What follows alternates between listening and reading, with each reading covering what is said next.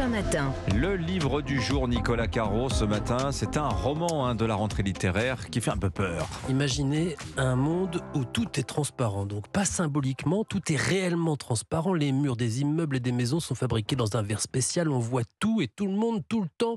Interdiction de dissimuler quoi que ce soit, même la nuit. Une lumière rouge s'allume automatiquement. Je sais ce que vous vous dites. Vous vous demandez, et comment on fait comme ci, et comment on fait comme ça. Oui. Là, pensez à tout.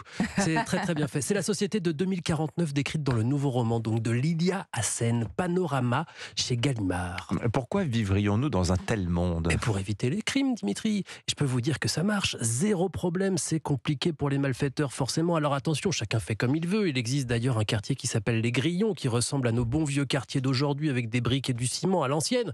On fait ce qu'on veut chez soi, mais donc c'est d'un regard. Surtout, il y a de la drogue qui circule et la criminalité est au maximum. Alors que dans le quartier comme Bentham ou Paxton, où on est obligé de tout montrer, c'est très très tranquille. Plus de tromperie, plus de cambriolage, tranquille, jusqu'au jour où toute une famille disparaît d'un seul coup.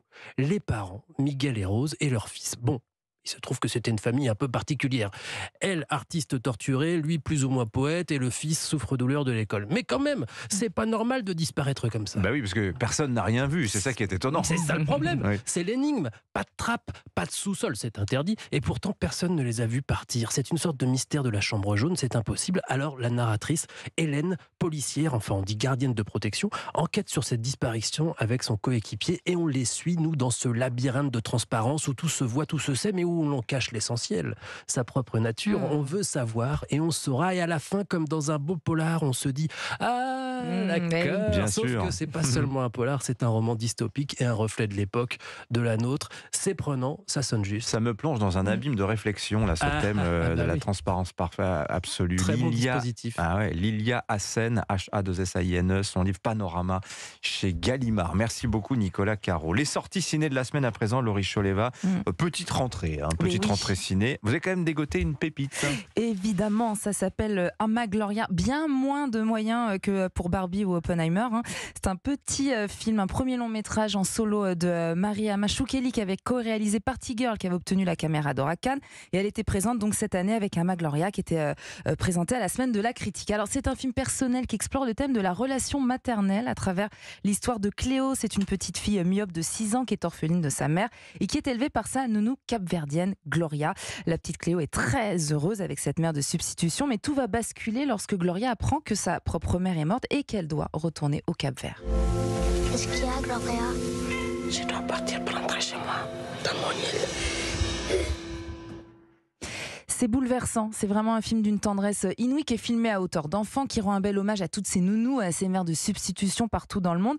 Et puis Ama Gloria traite bien sûr de ce déchirement lorsqu'un enfant doit apprendre à vivre sans sa nounou, mais illustre aussi le point de vue de ces nounous qui certes travaillent pour envoyer de l'argent au pays, mais qui nourrissent de véritables sentiments forts pour les enfants. Tout repose sur cette relation, cette petite fille jouée par une jeune actrice, retenez bien son nom, Louise Moroy Panzani, qui est formidable. Et puis surtout, la réalisatrice a fait un casting sauvage. Elle a rencontré Ilsa, qui était une nounou capverdienne qui travaillait en France. Casting sauvage, dans la rue, Casting sauvage, oui, dans la rue, partout. Et en fait, elle a décidé de faire jouer cette femme qui n'avait jamais joué et surtout de tourner chez elle au Cap-Vert. Bon, comment ça s'appelle? Ama Gloria. Ama Gloria. Après les larmes, l'action. Bah oui, un petit peu d'action, il en faut pour tous les goûts. Troisième et dernier volet de la saga Equalizer, toujours avec Denzel Washington. Ça, c'est plus pour Dimitri. Et voilà, c'est cadeau. Et toujours réalisé par Antoine Fuqua. Vous vous souvenez, il avait permis à Denzel Washington d'obtenir l'Oscar du meilleur acteur pour Training Day. C'est vraiment un duo qui fonctionne bien.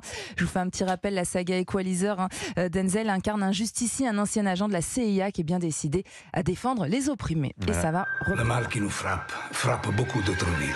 La mafia. Ces gens sont un cancer qui ne se soigne pas. 9 secondes. C'est le temps que je vous accorde pour décider de votre sort. Oula, 9 secondes, Dimitri. Voilà. Attention, c'est Et court. il va faire ça avec un rouleau de scotch et un marteau acheté à l'ancienne de bricolage. Et ça marche toujours. Ça marche toujours. Merci beaucoup, Laurie Choleva. Vous nous avez donné envie d'aller au cinéma.